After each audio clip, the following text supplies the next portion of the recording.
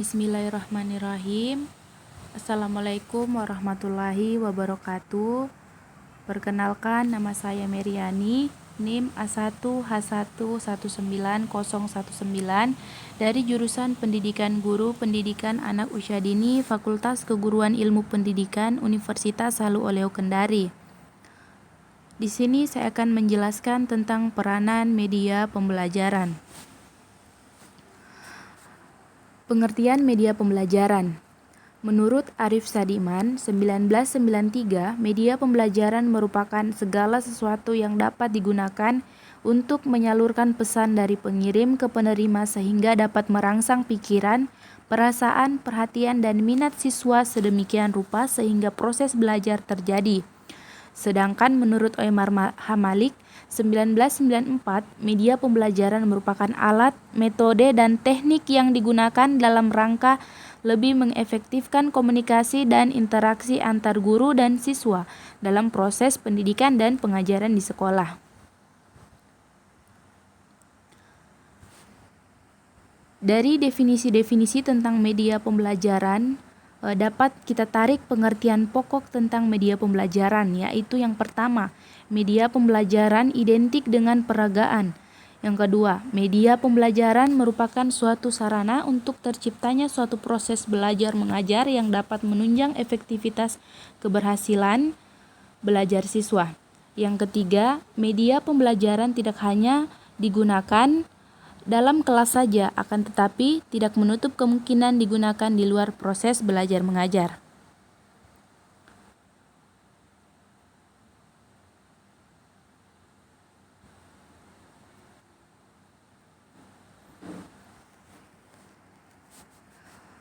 Selanjutnya, fungsi dan peran media pembelajaran. Yang pertama, fungsi media pembelajaran. Pada dasarnya, media adalah sebagai alat komunikasi yang digunakan dalam proses belajar mengajar. Sebagai alat komunikasi, media pembelajaran menurut Omar Hamalik 1994 memiliki fungsi yang luas. Yang pertama itu fungsi edukatif media komunikasi. Yang dimaksud di sini adalah bahwa setiap kegiatan media komunikasi mengandung sifat mendidik karena di dalamnya memberikan pengaruh pendidikan. Yang kedua, fungsi sosial media komunikasi, yaitu media komunikasi memberikan informasi aktual dan pengalaman dalam berbagai bidang kehidupan sosial orang. Yang ketiga, fungsi ekonomis media komunikasi. Yang dimaksud di sini yaitu media komunikasi dapat digunakan secara intensif pada bidang-bidang pedagang dan industri. Yang keempat itu fungsi politis media komunikasi. Dalam bidang politik, media komunikasi dapat berfungsi terutama politik pembangunan baik material maupun spiritual. Yang kelima itu fungsi seni dan budaya. Media komunikasi. Perkembangan ke bidang seni dan budaya dapat tersebar lewat media komunikasi. Sedangkan menurut Arif Sadiman 1993, media pembelajaran memiliki fungsi. Yang pertama itu memperjelas penyajian pesan agar tidak terlalu bersifat verbalistik.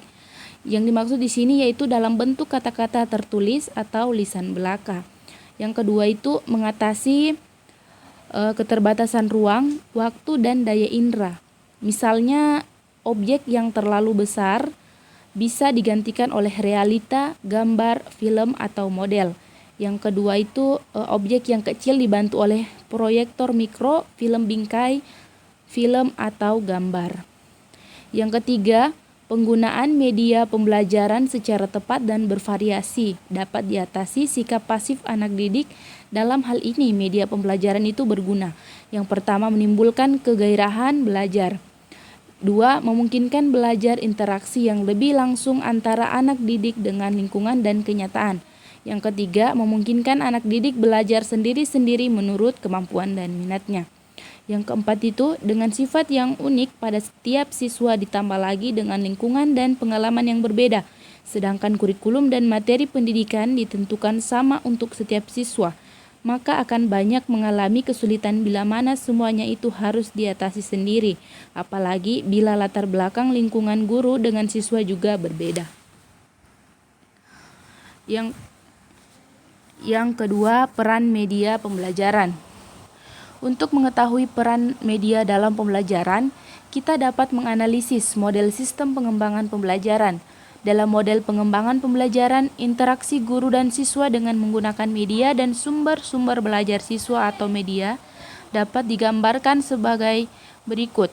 Pengajaran dilakukan untuk memfasilitasi pembelajaran melalui penataan informasi dan lingkungan.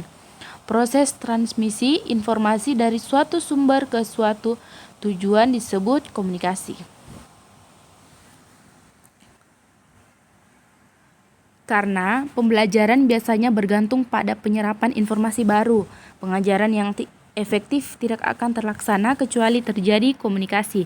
Oleh karena itu, kita perlu mengetahui hal-hal yang berkaitan dengan komunikasi sehingga media pengajaran dapat digunakan secara efektif.